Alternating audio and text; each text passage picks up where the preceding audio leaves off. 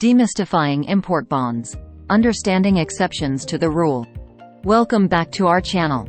In today's video, we'll be addressing an important question that often arises in the realm of customs brokerage and international trade.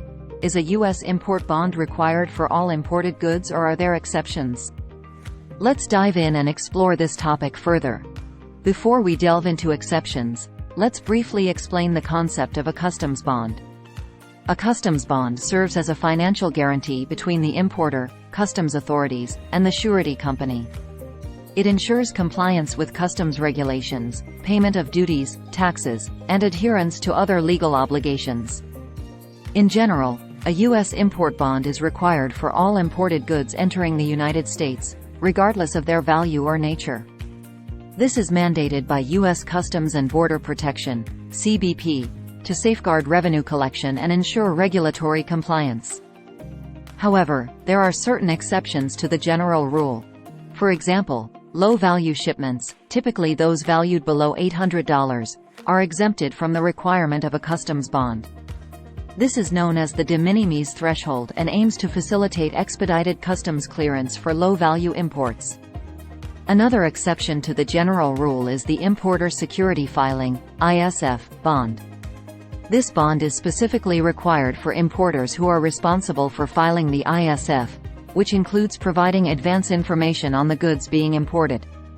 The ISF bond ensures compliance with ISF requirements. Informal entry shipments, generally consisting of low-value, non-commercial goods for personal use, may be exempt from the requirement of a customs bond. Examples include gifts or personal effects. However, it's crucial to check with CBP or a customs broker, as certain conditions must be met to qualify for this exemption.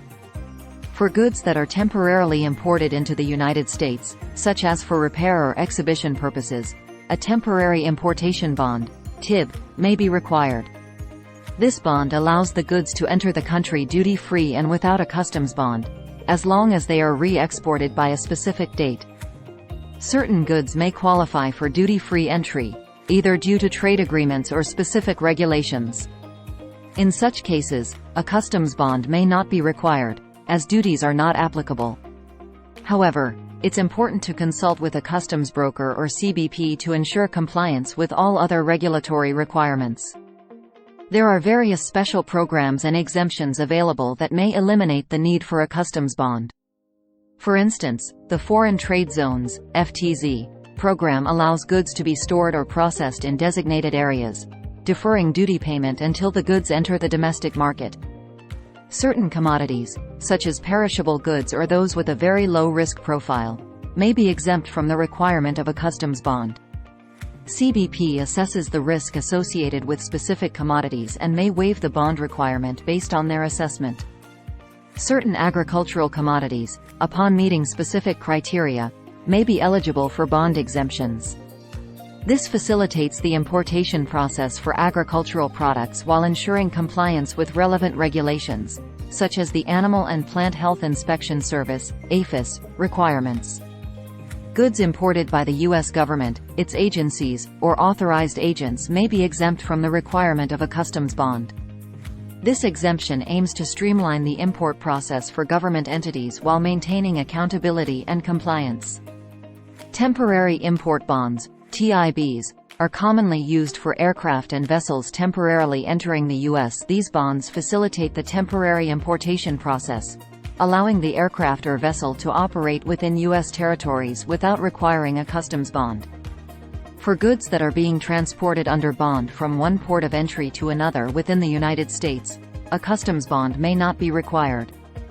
Instead, an in-bond procedure is employed to ensure the goods are transported securely and reach their final destination.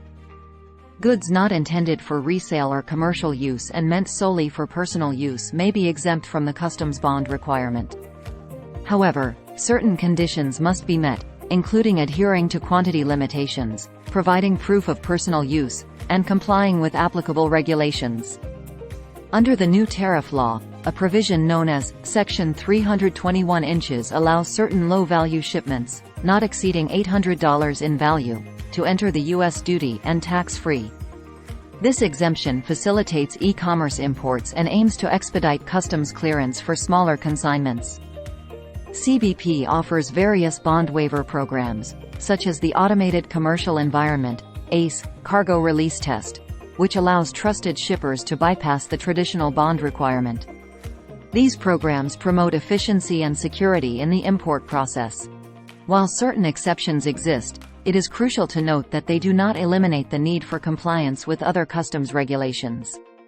Even if a bond isn't required, importers must still fulfill requirements related to documentation, entry procedures, and admissibility of goods. Navigating customs regulations and bond requirements can be complex. It is highly recommended to consult a licensed customs broker who can provide expert guidance to help determine whether a bond is required, analyze exceptions, and ensure compliance with CBP regulations. That's all for today's video on whether a U.S. import bond is required for all imported goods or if there are exceptions. We hope you found this information insightful and valuable. Remember to subscribe to our channel to stay updated on all things related to customs brokerage, customs bonds, and international trade.